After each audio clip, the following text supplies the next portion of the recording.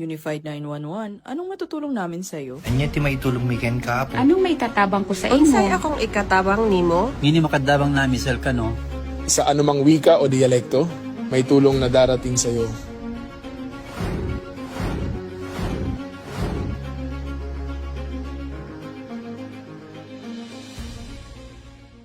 Lilingkod sa bawat Pilipino at magbibigay ng tamang impormasyon para sa tahimik at maayos na Pilipinas. Police News Network, alagad ng batas, tagapagtaguyod ng balitang pulis, sandigan ng mamamayan, patnubay ng katotohanan. Na Kampo Krame, maghahatid ng pinakahuling kaganapan at nagbabagang balita. Ito ang PNN Police News Network. At ngayon, ang inyong mga tagapagbalita. Magandang araw, bagong Pilipinas. Ako ang inyong alagad ng batas, tagataguyod ng balitang pulis.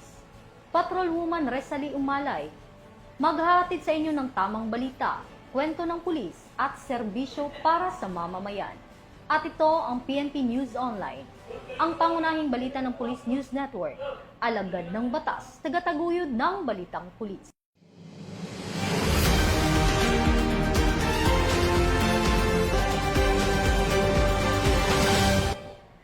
Narito ang mga balitang hatid ng ating PNN correspondents mula sa iba't ibang panig ng bansa.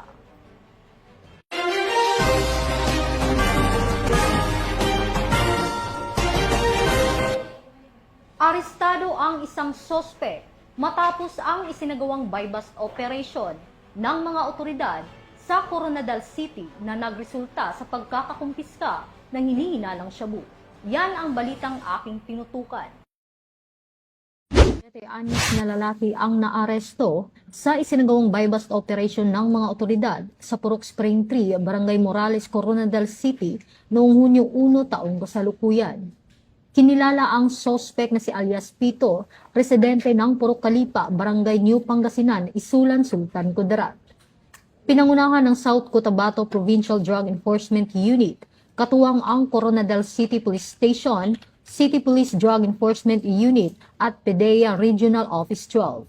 Na-recover mula sa suspect ang isang sachet ng hinihinalang shabu na tumitimbang ng 0.13 grams na may tinatayang halaga na 884 pesos. Nakumpiska din ang 2 sachet ng hinihinalang shabu na may kabuang timbang na 3.98 grams at tinatayang halaga na 27,064 pesos. Ang suspect ay mahaharap sa kasong paglabag sa Section 5 at 11 Article 2 ng Republic Act 9165 o ang Comprehensive Dangerous Drugs Act of 2002. Muling pinaalalahanan ng PNP ang publiko na makipagtulungan sa mga otoridad sa kampanya laban sa ilegal na droga sa pamamagitan ng agarang pag-uulat ng anumang kahinahinalang aktibidad sa kanilang komunidad. Alinsunod sa advokasya ng bagong PNP para sa bagong Pilipinas, serbisyong mabilis, tapat at nararamdaman. Mula dito sa Kampo Krame, ako ang inyong PNN correspondent, Patrolwoman Resali Umalay, nagbabalita para sa Police News Network, alagad ng batas, tagataguyod ng balitang pulis.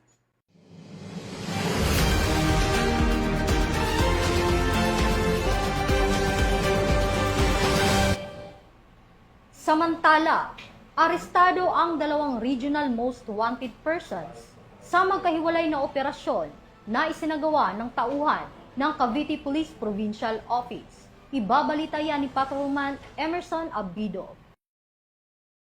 Regional most wanted persons na nakaharap sa mabibigat na kaso ang magkahiwalay na naaresto ng mga otoridad sa Cavite noong June 1, 2026. Unang naaresto ang isang suspect na nakaharap sa kasong rape sa isinagawang police operation ng Cavite Provincial Intelligence Unit at warrant personnel ng Imus Component City Police Station sa Barangay Buhay na Tubig, Imus City, bandang 1:00 ng hapon. Kinilala ang akusado bilang si alias Jun, residente ng Imus City. Siya ay inaresto sa bisa ng warrant warrant of arrest para sa kasong rape sa ilalim ng Article 266 A and B ng Revised Penal Code. Ang warrant ay inilabas ng Regional Trial Court Branch 4 ng Imo City noong May 29, 2026. Walang inirekomendang piyansa para sa nasabing kaso. Samantala, bandang alas 3 ng hapon, matagumpay ring naaresto ng mga tauhan ng Bacoor Component City Police Station ng isa pang regional most wanted person sa Barangay Bayanan, Bacoor City. Kinilala ang suspect bilang si alias Rafa, residente ng Barangay San Isidro, Cainta, Rizal. Siya ay nahaharap sa kasong trafficking in person at naaaresto sa bisa ng warrant of arrest na inilabas ng Regional Trial Court Branch 119 ng Bacoor City noong March 4, 2026. Tulad ng unang kaso, wala ring inirekomendang piyansa para sa kanyang pansamantalang paglaya. Ayon sa ulat, agad na ipinaalam sa dalawang akusado ang kanilang mga karapatang konstitusyonal sa wikang kanilang lubos na nauunawaan. Kasalukuyan silang nasa kustodiya ng pulisya habang isinasa ilalim sa kaukulang legal na proseso. Mula dito sa Cavite Police Provincial Public Information Office, ako ang inyong PNN correspondent, Patrolman Emerson Nabito, alagad ng batas, tagapagtaguyod ng balitang pulis. Bagong PNP para sa bagong Pilipinas, serbisyong mabilis, tapat at nararamdaman. Maraming salamat, Patrolman Abido. Hindi na nakapalagpa ang isang sospek habang nasagip ang isang menor de edad sa isinagawang entrapment operation sa Bacoor City Police Station sa lalawigan ng Cavite. Tinutukan niya ni Police Corporal Doris Kaisip. Mga otoridad ng isang minor de edad na dalagita matapos umunong takutin at pilitin ng isang lalaki na makapagkita sa kanya kapalit ng hindi pagpapakalat ng isang sensitibong video. Ayon sa hepe ng Bacoor Component City Police Station na si Police Lieutenant Colonel Alexides Samito, humingi ng tulong ang biktimang si alias Nene kasama ang kanyang ama matapos umano siyang pagbantaan ng sospek na si alias June. Batay sa kanilang reklamo, pinipilit umano ng sospek ang minor de edad na makipagkita at muling makipagtalik sa kanya. Nagbanta rin umano itong ikakalat sa ibang tao at sa social media ang isang pribadong video kapag hindi siya sinunod ng biktima. Agad namang nagsagawa ng entrapment operation ang mga tauhan ng Women and Children Protection Section, Intelligence Unit at SWAT ng Bacoor Police sa isang hotel sa Bacoor City. Ay kinasang entrapment operation, tuluyang nasakote ng mga otoridad ang nasabing sospek. Nakumpiska rin mula sa kanya isang caliber 38 revolver na may kasamang bala, isang cellphone na naglalaman umano ng sensitibong video ng biktima at iba pang personal na kagamitan. Ligtas namang nasagip ang menor de edad. Samantala, 2 ring hotel staff ang naaresto at nahaharap sa kasong obstruction of justice matapos umanong hadlangan at makasagabal sa operasyon. Matapos ang matagumpay na entrapment operation, nahaharap ngayon ang suspect sa mga kasong multiple counts of statutory rape, grave threat, grave coercion, attempted rape in relation to RA 11648. Paglabag sa Article 151 ng Revised Penal Code at illegal possession of firearms and ammunition sa ilalim ng RA 10591. Sa kasalukuyan ay inihahanda na ang mga kaukulang dokumento para sa pagsasampa ng mga kaso laban sa suspect sa Bacoor City Prosecutor's Office. Ito ang bagong PNP para sa bagong Pilipinas, serbisyong mabilis, tapat at nararamdaman. Mula sa Cavite Police Provincial Office, ang tahanan ng mga bayaning pulis, ako ang inyong PNN correspondent. Alagad ng batas sa kapagtaguyod ng balitang pulis. Maraming salamat, Corporal Kaisip. Nagsanib puwersa ang Philippine National Police at Land Bank of the Philippines sa isinagawang seminar hinggil sa Government Purchase Card Program na ginanap sa Camp Crame. Ang detalye ng balita mula kay Patrolwoman Sari Bernales. Binuksan ng Philippine National Police ang pinto para sa isang mas mabilis at modernong sistema ng pananalapi. Matagumpay na inilunsad ng Directorate for Controllership ang seminar ukol sa Introduction and Implementation of Government Purchase Card Program ngayong araw, 2 ng Hunyo, sa PNP Bulwagang Lapu-Lapu dito sa Campo Crame. Personal na dinaluhan ni Police General Jose Melencio Nartatis Jr., Chief Philippine National Police, ang mahalagang aktibidad na ito. Sa pagtutulungan ni na Police Brigadier General Dindo R. Reyes, the Acting Director for Controllership at Miss Myla M. Espirito, Department Manager ng Land Bank Camp Crame Branch, hinimok ang organisasyon na tuluyan ng iwanan ng lumang sistema ng abono at cash advance. Ang GPC ay isang espesyal na credit card mula sa Land Bank. Idinisenyo ito upang gawing isang swipe o digital na proseso na lamang ang pagbili ng mga maliliit na operational supply, travel expenses at iba pang agarang pangangailangan ng pambansang pulisya sa buong bansa. Sa halip na dumaan sa mahabang pila at makapal na papeles, ang makabagong hakbang na ito ay direktang tumutugon sa mission ng PNP-focused agenda, partikular na sa digital transformation at integrity enhancement. Sa pamamagitan ng GPC program, pinapatunayan ng PNP na seryoso ito sa modernisasyon. Lubos nitong inaalis ang burokrasya sa mga maliliit na procurement at tinitiyak na ang bawat sentimo ng pondo ng bayan ay malinaw, mabilis at elektronikong audit trail na agad na makikita sa computer. Ito ay malinaw na patunay na ang pamunuan ng pambansang pulisya ay patuloy na nagpapatupad ng mga makabagong solusyon upang mapataas ang kalidad ng serbisyo at mapabilis ang suporta sa mga unit na nasa field, alinsunod sa advokasya ng bagong PNP para sa bagong Pilipinas, serbisyo mabilis, tapat at nararamdaman. Mula rito sa Bulwagang Lapu-Lapu, Campo Crame, ako po si Chucho Human, Sari Bernales, nagbabalita para sa Police News Network.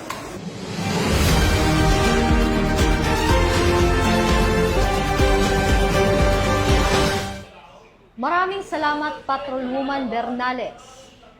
Ipinagdiwang ng Philippine National Police ang matagumpay na pagtatapos ng kanilang summer sports program na naglalayong bigyan ang kabataan ng masigla, makabuluhan at produktibong gawain ngayong bakasyon. Patrolwoman Dara Palogme sa report. Matagumpay na isinagawa ng Philippine National Police ang closing and awarding ceremonies ng 2026 PNP Summer Sports Training and Recreational Program sa Camp Crame nito lamang ikadalawa ng Hunyo bilang pagtatapos ng 5 linggong pagsasanay at mga gawaing pampalakasan na nilahukan ng mga kapulisan at ng kanilang mga dependents. Layunin ng programa na isulong ang holistic development ng mga kalahok sa pamamagitan ng iba't ibang sports at recreational activities. Sa kanyang mensahe, binigyan diin ni Chief PNP Police General Jose Melencio C. Natatis Jr. na kinatawa ni Police Lieutenant General Bernard M. Banac, Deputy Chief PNP for Administration, ang kahalagahan ng programa bilang bahagi ng mga inisyatiba ng organisasyon para sa moral at welfare ng mga tauhan. Ayon sa mensahe ng PNP Chief, mahalagang mapanatili hindi lamang ang kahusayan ng mga kapulisan sa kanilang tungkulin sa paglilingkod sa bayan, kundi maging ang matibay na ugnayan ng kanilang mga pamilya at ang paghubog sa kanilang mga anak at dependents. Sa pagtatapos ng programa, kinilala at ginawaran ang mga natatanging kalahok bilang pagkilala sa kanilang pagsisikap at kahusayan sa iba't ibang larangan ng sports at recreational activities. Pinagtibay rin ng aktibidad ang PNP Focused Agenda sa personal moral and welfare na nagbibigay diin na ang kapakanan ng mga tauhan at ng kanilang pamilya ay mahalagang salik sa pagpapanatili ng kahusayan at kahandaan ng organisasyon sa pagtupad sa adhikaing bagong PNP para sa bagong Pilipinas, serbisyong mabilis, tapat at nararamdaman. Mula dito sa Campo Crame, ako ang inyong PNN correspondent, Patrolwoman Dara Palogme. Alagad ng batas, tagataguyod ng balitang pulis. Ito ang bagong PNP para sa bagong Pilipinas, serbisyong mabilis, tapat at nararamdaman. Maraming salamat, Patrolwoman Palogme. Walang takas sa batas ang isang lalaki matapos mahuli sa isinagawang checkpoint operation ng mga otoridad sa Pulangi, Albay na nagresulta rin sa pagkakakumpiska ng baril at hinihinalang iligal na droga. Police Staff Sergeant Mercolito Lovendino Jr. sa detalye. Nauwi sa pagkakaaresto ng isang 40 anyos na magsasaka ang tangkang pag-iwas sa checkpoint matapos itong mahulihan na hindi lisensyadong baril at hinihinilang iligal na droga kasunod ng insidente ng pagkakabangga ng minamanehong motorsiklo sa isinagawang operasyon ng pulisya sa Pulangi, Albay. Matagumpay na naaresto ng Pulangi Municipal Police Station ang suspect sa isang routine checkpoint operation bandang alas 11:30 ng umaga sa kahabaan ng Maharlika Highway, Barangay Matakon, Pulangi, Albay. Kinilala ang suspect sa alias na Leo residente ng Libon Albay. Sinubukang umiwas sa checkpoint ng suspect matapos mapansin ang presensya ng mga otoridad. Sa sinagawang standard verification, hiniling sa kanya na ipakita ang lisensya sa pagmamaneho o anumang valid na pagkakakilanlan. Gayunman, nang siyasatin ang dala nitong itim na body bag, natuklasan ng isang pulis ang isang caliber 38 revolver. Kabilang sa mga nakumpiska sa operasyon ang isang caliber 38 revolver na may markang MFTD by Arms Corporation of the Philippines at serial number 20387 na kargado ng 5 bala, 3 karagdagang bala para sa caliber 45 at isang sachet ng hinihinalang shabu na tumitimbang ng 2 gramo at may titeng standard drug price na 13,600 pesos. Ang matagumpay na operasyon ay patunay ng pinigting na police visibility at checkpoint operations, isa sa mga estratehiya na nakapaloob sa PNP Focus Agenda, particular sa ilalim ng Enhanced Managing Police Operations. Bahagi ito ng mas malawak na Safer Cities Initiative na layuning palakasin ang presensya ng pulisya sa mga strategic lugar upang maiwasan ang kriminalidad at mapanatili ang kaligtasan ng publiko. Mula dito sa Bicol Region, ako po si Police Staff Sergeant Merculito P. Luventino Jr. Nag-uulat para sa Police News Network, Bagong PNP, para sa Bagong Pilipinas, serbisyong mabilis, tapat at nararamdaman. Maraming salamat, Police Staff Sergeant Luventino Jr. At yan ang mga balitang nakalap ng ating PNN correspondents mula Luzon, Visayas at Mindanao.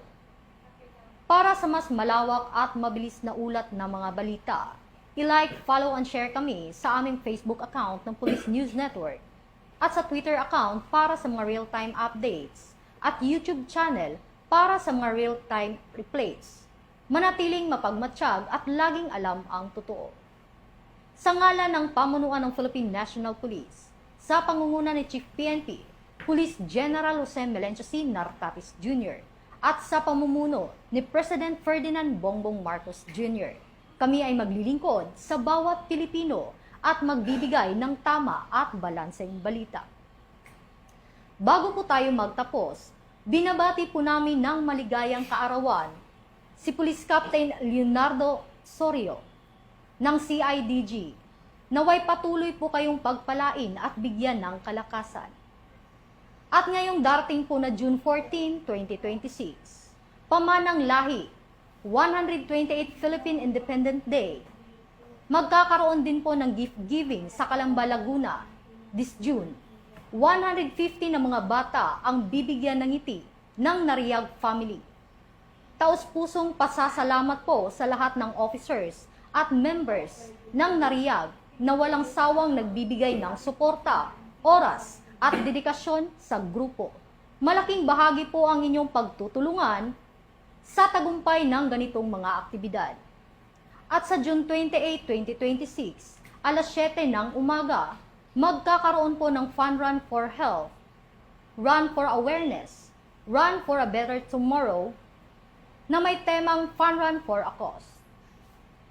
Muling nagpaalala ang pambansang pulisya kaugnay sa nalalapit na parliamentary election sa Bangsamoro Autonomous Region in Muslim Mindanao, pinaalalahanan ng Philippine National Police ang publiko na manatiling mapanuri at maging mapagmatsyag laban sa paglaganap ng fake news, misinformation, disinformation, at iba pang online platforms.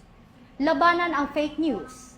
Sa bar, ugaliing mag-fact check at magbahagi lamang ng tama, beripikado at mapagkakatiwalaang impormasyon upang mapanatili ang kapayapaan, kaayusan at pagkakaisa sa komunidad.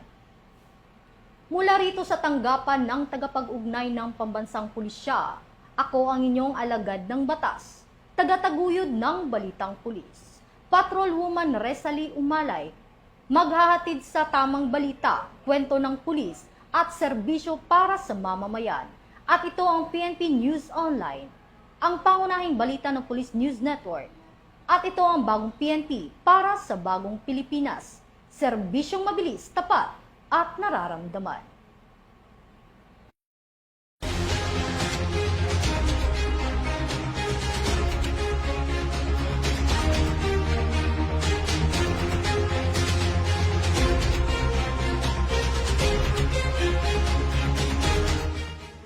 Police News Network. Alagad ng batas. Tagapagtaguyod ng balitang pulis.